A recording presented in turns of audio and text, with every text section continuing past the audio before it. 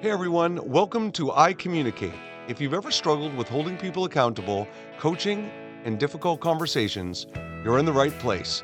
iCommunicate provides fresh perspectives and actionable insights to coach leaders, teams, and individuals. Welcome to iCommunicate. I'm Mark Altman, founder and CEO of Mindset Go. And in this episode, we're going to explore the root causes of resistance.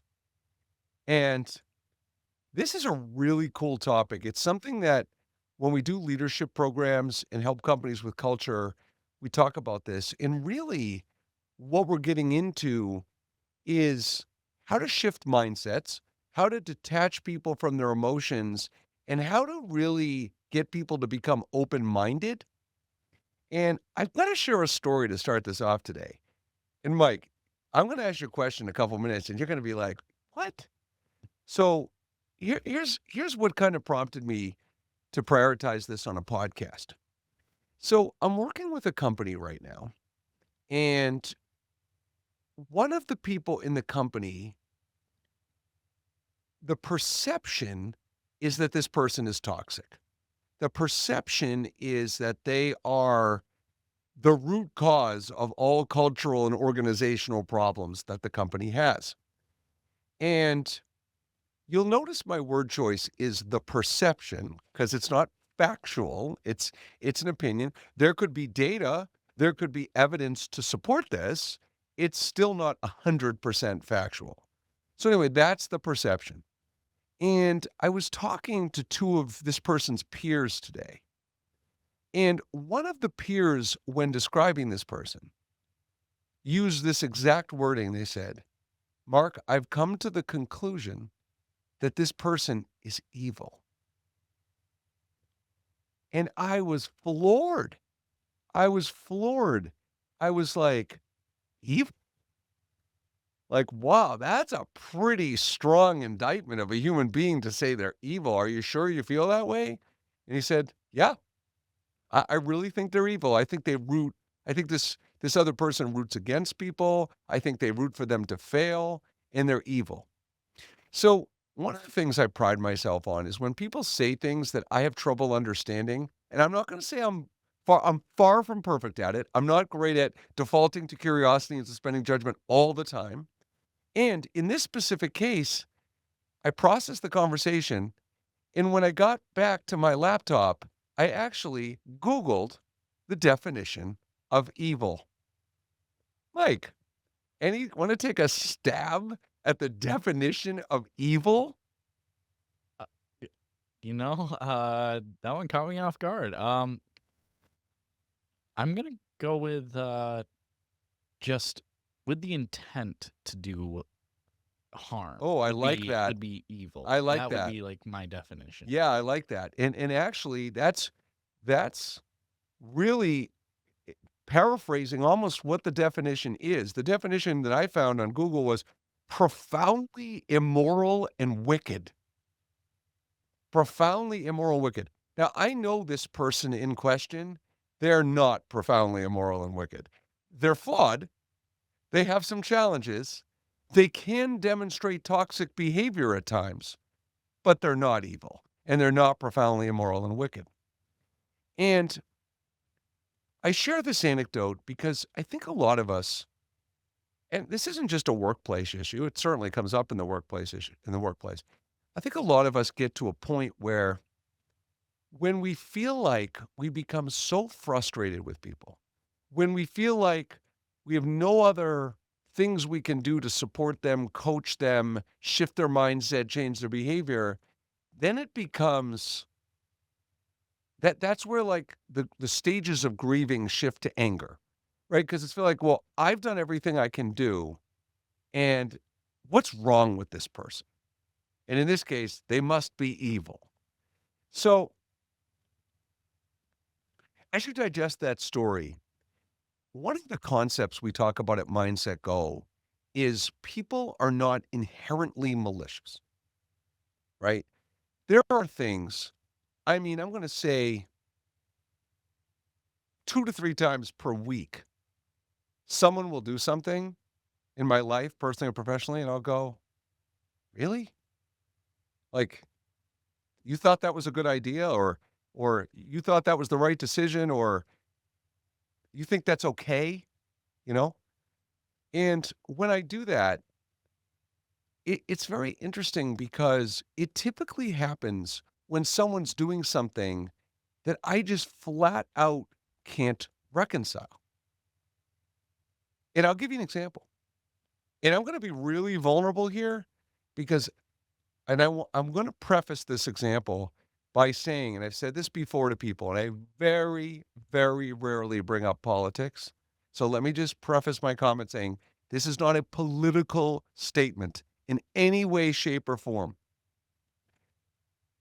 When President Trump when Rob Reiner died, and President Trump basically, in so many words, said he was happy he died, I can't reconcile with that. Whether I'm a Republican, a Democrat, an independent, whatever I am, I cannot reconcile being happy someone's dead. No matter how I feel about that person, I can't reconcile that. Now, why I'm bringing up that example is because, see, that's what I mean when someone does something that in a million years you wouldn't personally do. You can't reconcile. So in that moment, it would be so easy to go, what's wrong with that guy? Like, I can't believe someone would do that.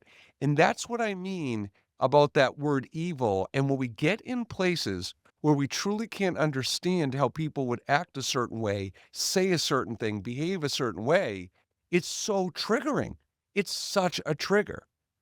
And so, see, for me, the point I'm making is that I certainly don't condone that behavior. It's not aligned with me at all. And that is an example where when a human being makes a statement like that, it's simply not aligned with my value system. It's just as simple as that. So instead of condemning a person, you could say, geez, that's not aligned with my value system, or that is not a decision I would make, or that is not an approach I would take. It's a different mindset. And I have to tell you, when I say things like that, when I'm working with leadership teams or executive teams, there's always, not always, that's not fair. There are sometimes when there's someone in the room who I can see, I look at their body language and they're starting to get agitated. And I know what it is 9 times out of 10.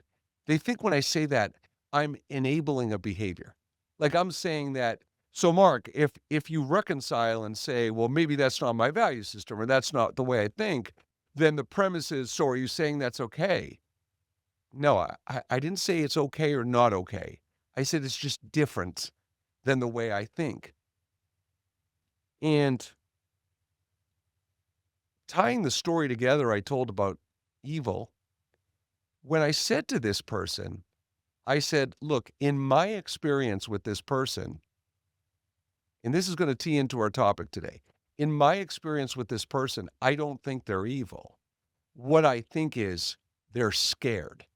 I think they're fearful. In the context for our listeners, so you know where that's coming from, is this person in question who's allegedly evil has behavioral tendencies where he can be very controlling. He can bottleneck projects because if he is not personally having a decision or hand in the project, he stops and halts progress. So his controlling nature, his bottlenecking projects and needing to be involved in everything, and this is the biggest piece. This person doesn't trust. So now, if there's a major technology or major project initiative going on in the project and the company, he's saying to himself, well, I have to be involved in that because if I'm not involved in that every step of the way, then it's going to go wrong. And so I said this to the person who's calling this other leader evil, and he goes, well, so I want to understand what you're saying. Are you saying when you're walking me through it that way, are you saying we should be okay with this? Because he's scared and fearful as opposed to evil?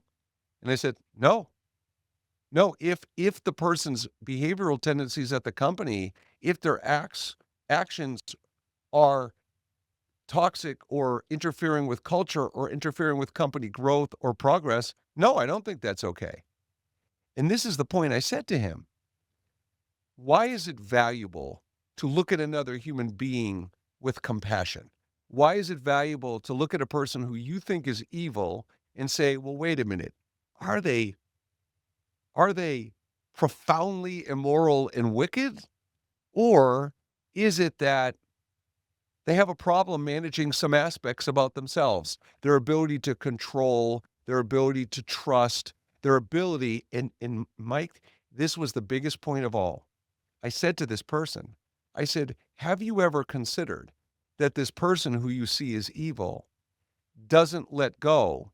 Because if he lets people in to see the work he's doing and delegates some things down, he may be exposed, right? Because if he's not doing things a certain way, then he's going to be uncovered. And couldn't it be that he's worried about being exposed as a possible root cause as well? So I said, look, the bottom line is that as human beings, when you default to curiosity and suspend judgment, and when you look at all sides, even when you're triggered, and even when something feels so irrational and immoral to you, you only can benefit. And again, if you show that compassion, people confuse this all the time. We do not confuse the word empathy with enablement. Showing compassion to a human being or being empathetic with a human being doesn't mean let them off the hook, their behaviors are okay, keep tolerating things. It means start from a place of understanding, right? That's what it means. So this episode today is about the root causes of resistance. And so when you're having a courageous conversation, when you're executing a courageous conversation, the idea is what gets in the way? Why can't you make progress? Why do you have to have conversation after conversation about the same thing? What's in the way? And these are the root causes of resistance. Now, what we're ultimately doing here is we're teaching critical thinking, we're teaching problem solving, we're teaching questioning techniques to get to the root causes of resistance. And I have described, and I'm going to take you through what I call the 5 layers of resistance. Now, as you listen to this, one of the things I want you to consider is when you think of all the blockers that human beings have to make progress, it's crazy. It's crazy. This past week, okay, I went out on several short walks in my condo community. Now, you might be like, so what? Well, it was significant because I don't like the cold. So I typically, when winter comes, I typically stay inside and become reclusive because I can have seasonal depression at some times and I don't like the cold. So it's literally, do I feel great when I go out for a walk? Darn right I do. I feel like I got some energy back. I've moved around a little bit. I feel more awake. And if you could actually watch me in my condo, I literally have to force myself to the door. Like I'll be sitting in my upstairs office. I'll be going, should probably go out for a walk. It'd probably help me. I got a lot to do. I've got so many blockers in the way of me getting outside to do a freaking 15-minute walk. So here are the 5 layers of the root causes of resistance. The first one is under the umbrella of what we call capacity. Now, I'm going to tell you what the elements of capacity are, and then we'll talk through them. One of them is resources, one of them is environment, and one of them is time and focus. So, resources are, do I have the resources? If I'm doing a job, Mike and I have joked about this during his tenure in Project Mindset Go. If he's trying to do a job and he doesn't have the necessary resources he needs to be successful at the job, he's going to be significantly hindered. He could maybe still do it, but the path to get there could be longer. The frustration level to get there could be higher, and it could be a waste of time. So when we talk about resources, if you're delegating a task or project to someone, do they have the resources that they need? Now, to be consistent with what we always talk about at Mindset Go, is the question isn't, do you have the resources you need? The question is, what resources do you need to be successful? The second one is environment. And I can't explain this any other way. I have a decade-long habit of watching TV before I go to bed. Okay? It's looking at screens before bed is a terrible thing to do. Um, t- Terrible in terms of optimizing quality of sleep. Okay? So guess what? What would help me change that habit? Taking the TV out of my bedroom, right? So environment, right? So I'm not set up for success because the temptation is the TV is not only in my bedroom, but the remote is on my nightstand. So like I go to bed, the remote's right there. That's what we're talking about environment. If you are the kind of person, or if you manage people that have a tendency to get distracted, well, what have you set up in your work environment that is going to distract you and take your focus away? That is going to affect your capacity. That's another blocker, your environment. And the last one is time and focus. And I'm specifically talking about, do you believe you have the time to get what you need done? You believe. A joke I always make in leadership programs is there's a difference between capacity and perceived capacity. And if I believe Mike has the capacity to get something done, but he doesn't believe it, it doesn't matter what my opinion is. Because if he doesn't personally believe it, he's unlikely to achieve that goal because he doesn't believe he can. Now, what would I do in a case like that? If I believed Mike could get something done that he doesn't believe he could get done in the time frame, I would say, Mike, what tells you you have the time to do this? Well, Mark, geez, I'm not sure I do. Oh, that's his response. And by the way, that's the fear of asking that capacity question. Because when you open up that can of worms, you may not like the answer, right? So Mike says, yeah, I'm not really sure if I do. And you know what I'm thinking? I'm thinking, you have the time. I'm being super judgy in the moment. I am thinking you have the time.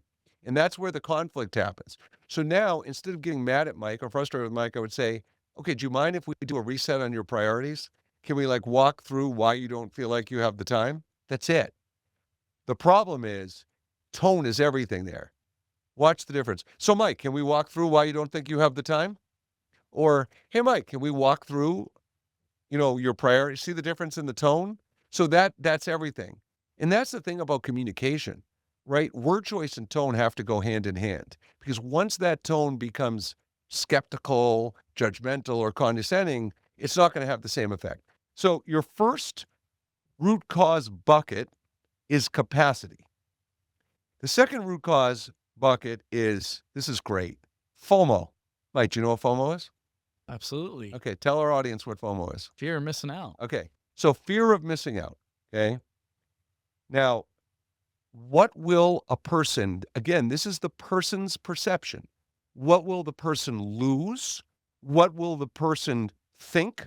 And what may not happen if they do what you're asking them to do? Mike, I've got an example that is so consistent in my career on this that there's no other example that even comes close to this. When we ask people to do one-on-one meetings that aren't doing one-on-one meetings, I don't have time. I don't have time to do one-on-one. What are you talking about? Do you know how busy I am? Do you know what my workload is? We were working with a company in the last couple of years where we were working with a project manager who the company was trying to do a dramatic shift in culture. And when we asked that project manager to start doing one-on-ones, he said, my job is to manage projects. It's not to do one-on-ones. And here's what's tricky about his comment. You see, there's a tendency to go, if you're listening to the show, go, what are you talking about? You're a leader. Of course you've got to manage people and do one-on-ones. And for 25 years at this company, the vibe was just manage projects. And now all of a sudden, after 25 years, you're asking someone to change their mindset, change their habits, and now they got to worry about managing people. So when you talk about FOMO, fear of missing out, when a person becomes resistant and they say they don't have time to do something, that's when FOMO comes in. Now, how do you deal with something like that? The way you deal with it is if someone says, I don't have time, this is the $1 million question I'll ask people. I'll say, okay, I'm not totally apprised of your schedule, so I'll give you the benefit of the doubt. Let me pose a question to you. Let's say you have 5 people you manage, and let's say over the course of a month, you have to find 5 more hours to do 5 one-hour one-on-ones. Now think about this, everybody. You are now asking someone to find 5 hours of time. These are busy people. These are busy executives, busy leaders, and now in comes Mindset Go to say, well, you got to find 5 hours of time. Okay? So my question to you is, let's presume that you start doing the 5 hours of one-on-ones. What won't you be able to get to? If you substitute in these one-on-ones, what will you lose out on? What will you miss out on that is stressing you out and making you anxious to say you don't have time? That's where I go, because they are worried about not getting to something or doing something. And the reality of this is, I'm going to say that 2026 is going to be my 13th year doing this. And I'm going to say, as I head into my 13th year, if I kept track of how many people adapted their behavior and spent more time managing and supporting people, I can tell you maybe 10% of the time, the person came back and said, after they started the habit change, they said, you know what? I'm not getting everything done over the course of the day. Because 90% of the time, they still find a way to get everything done. So when we're talking about FOMO as a resistance area, this is such a big one. If you feel like you're not going to be able to get to something, if you feel like you don't have time, you're going to lose out on something, you're not inclined to do it. Think about my walks. Think about what I said a few minutes ago, right? I have to push myself to the door because I have too much work to do. So my 15-minute walk is going to significantly inhibit me getting what I need done? Of course it isn't. It's an irrational thought. What will people think? That's a big one. Because when I say what will people think, well, if I start doing one-on-ones, and if I start practicing my new emotionally agile communication skills that I'm doing as a coach in the workplace, what are people going to think? Are they going to think I'm phony? Are they going to think this is being forced on me? Are they going to think this is not coming from a good place? Perception is reality. And if people think that by behaving differently, it's going to reflect on them poorly, why would they want to do that? So that's what I mean about what will people think. And what may not happen is outcomes and results. So if you have to shift your mindset and be open-minded to doing something differently, and you feel like by doing that, you may not get a bonus, or you may not get a raise, or you may not be able to have time off, or whatever you're saying, that's what I mean about what may not happen. So, Mike, before I go through the other 3 layers, a quick question for you. When you hear me talk about capacity and FOMO, and I'm not asking about anything specific, are there any of those buckets that you think when things block you, you heard me say one of those and you said, yeah, I could tend to be resistant that way, whether it's what will I lose, what will people think, what may not happen, resources, environment, time. What do you think? I think I don't recognize it enough, Mm, honestly. And so I might be having the opposite issue. mm, But I I think there is a world that I probably would say that about my social life and mm. my social battery, because I think that once that's drained out, I'm like, I don't I don't have the capacity to talk to anybody else today. Like I'm done. Mm. I'm done for the day. Not really true. I probably can still socialize. I could probably be energetic still, but I made the conscious effort of being like, no, I'm done. What's interesting about Mike is that if you meet him, he's not always he doesn't if you don't know him, he doesn't always give off the vibe of being socially comfortable all the time. But what's crazy is, Mike, I haven't even told you this. I've had a handful of people comment to me privately that when they hear you on the podcast, and this is exactly what they say. They say, he's really articulate. Like, he's really comfortable contributing to the podcast. Seriously, that's what people say. So it's just interesting, like, the messaging we give ourselves right around that. So, which leads me to the third bucket of resistance, which is, what's limiting you. Limiting. Now, there's an expression that many of you may be familiar with. It's called limiting beliefs. Limiting beliefs is, boy, I'm not that comfortable with people, or boy, um, I don't, I'm not really good at sports, or I'm not good at public speaking. These are what we call limiting beliefs. Because when you start out by criticizing yourself and limiting yourself, right? That is a belief system that can very often restrict you from making progress. So that's what we mean by a limiting belief. So if you think about it, right? If you have a limiting belief, and as you're listening to this podcast, think about a limiting belief you have about yourself, like internal voice message you tell yourself, and stop for a second. Think about what that internal voice message is, and think about how that actually affects you, right? There's a there's a philosopher that I followed a lot, and one of the points he makes that I still am grasping, it makes so much sense when it comes to mindset, that if you believe that you are not a and I believe this about myself, I don't believe I'm a disciplined eater. Like, I don't believe I make good choices around food consistently, and he will say that every time you say, "I'm not a disciplined eater," you're creating a limiting belief about your capacity to eat better and make better decisions. He actually coaches people to say, like, to really have an increased awareness that if you make a good decision about eating, and an example would be, like, I like to have dessert after dinner at night. So let's say one night I'm disciplined to not have a dessert.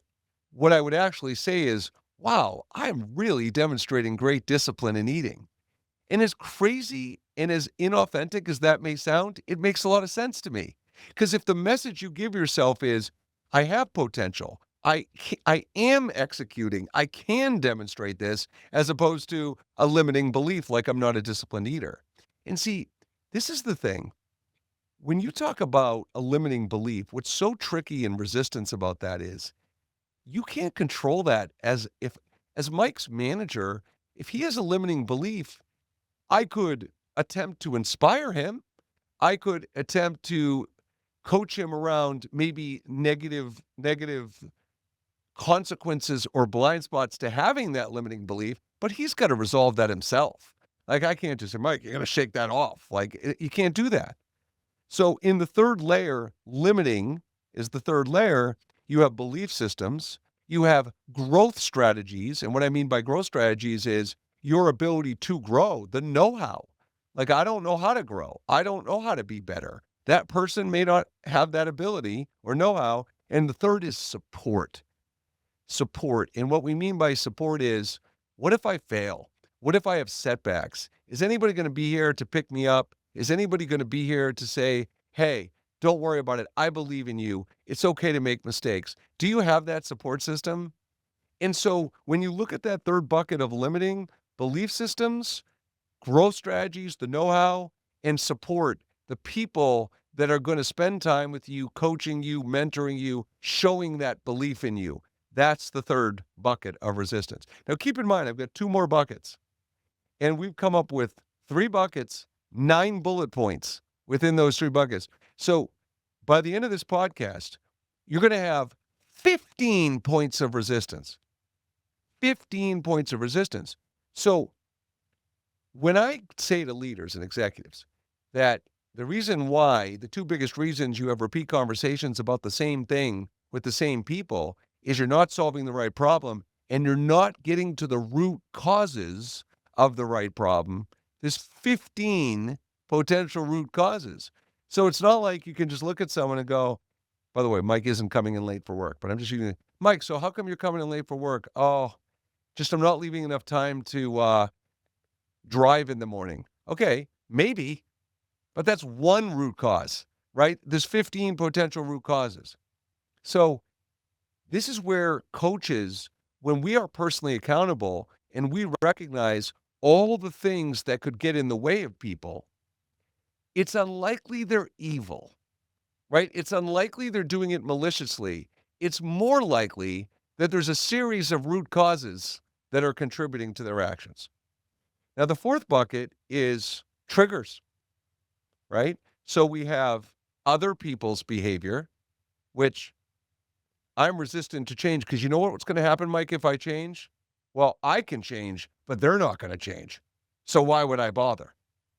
Because I can do my part. But you see, there's such a victim mindset there, and there's such a disempowered thought process because I can do my part and it won't matter. So then you get the daily double, right? Because then you get a trigger on other people's behavior and a limiting belief system, right? Because it won't matter. The second piece of triggers is your own behaviors, right? So it's confidence and self-esteem, right? So if you can't manage yourself effectively, such as the fear example I gave earlier, that can be a resistance area because if you don't personally believe, right, that you have that if you manifest the fear or you don't believe you have the ability or experience or wherewithal to be successful, well, that can trigger you from not wanting to change, to not wanting to change. And lastly, progress or lack thereof, right? So if when I manage Mike, two things could happen when it comes to progress. He could think, and this goes right to what I was just talking about with his own behaviors. He could think, I'm making progress. I'm doing well. And I could think, you call that progress? Or vice versa. He could think he's not making progress and being hard on himself, hence own behaviors. And I could be like, geez, Mike, I think you've actually made a lot of progress. So it could work either way. But when we talk about your own behaviors and progress towards your goals, if you personally think you're failing and don't think you're making any substantial progress, then that's going to interfere with your willingness and motivation to change. And when I talk about the example of the walks, see, I can be really hard on myself, but I gotta tell you, I was patting myself on the back so hard for going out on those 15-minute walks. Because as crazy as it sounds, that's so out of my comfort zone to go out in the cold and wanna deal with that. So I was proud of myself. 15-minute walks. Good job, Mark. Like, I'm proud of that. Okay? So the final bucket, um, is what challenges you. And this is I'm going to save the best resistance area for last. Okay. What challenges you? And we've alluded to this lack of confidence, lack of experience, and the number one of all, lack of awareness. Because leading by example, modeling behavior, if I'm going to change and I'm going to meet people's expectations and I'm going to do what they want me to do, I have to be aware of what I need to do differently.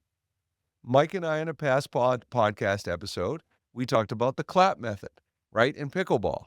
So Mike and I will have conversations where I'll say, how will you remember? How will you increase your awareness? You can say you want to do it, and what will you do to be more aware? It's a problem for every human being. Like it really is. When I look at my awareness level, one of the ways that I have embraced to increase my awareness is I use we use it in our cultural evolution method, but I use it in my own life. I call it my common language. So one of the things I will say to myself or to others to be vulnerable and demonstrate awareness is I'll go, Mike, that was a blind spot. I misread that. I misunderstood that. Or, geez, I didn't realize I hadn't told you that. So by putting that out to the world, what I'm doing is I'm normalizing blind spots, right? So it's okay that I have blind spots. I'm going to let you know that it's okay to have blind spots. I know I have plenty of them.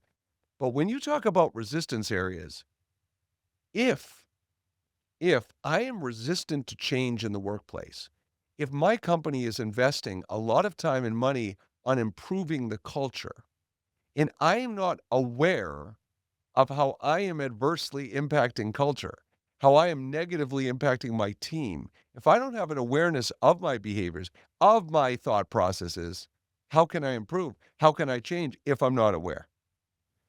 So, executing conversations, we call it at Mindset Go conversational agility.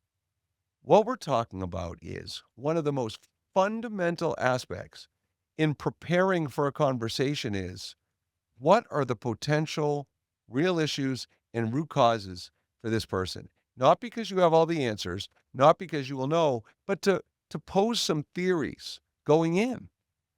So now I go in, I whip out my 5 layers of root causes of resistance. I prepare for the conversation. I say, geez, maybe they don't believe they have time. Maybe they're worried they're going to miss out on completing something. Maybe they won't get the outcomes they want to happen. And I just start saying in my head, now I go into the conversation with some theories, and I'll leave you with this. If you are wondering as a leader, am I a good coach? Okay. We're not talking about if someone's coachable. We're asking, are you a good coach? This is what I want you to think about. Give me an example of a time you've shifted someone's mindset. Give me an example of a time someone was really stubborn, closed-minded, rigid, where you go, Mark, oh, I got a story for you. This person was so resistant to this, and now not only are they doing it, but they love it. Or someone's emotional. Someone feels like a victim. Someone feels like another person's evil. Like, have you converted that person to think differently, to act differently? That's what a good coach does. A good coach does not solely tell people what to do. A good coach doesn't say, here's what you need to do, good luck. A good coach provides the tools and asks the questions and listens to understand and not reply so they can get to the root causes of the resistance. And here's the final thought. When you coach someone, no matter how much you want them to change, no matter how much you need them to change, until you understand the barriers and obstacles that are in the way of them changing, to say you've got an uphill battle is the understatement of the century. This is the kind of podcast I want you to earmark, put it in your favorites in Spotify or Apple, and listen to this once a month to remind you of the different ways you can break down resistance in human beings. So for Mike Kamali, I'm Mark Altman. Thanks once again for joining us on iCommunicate.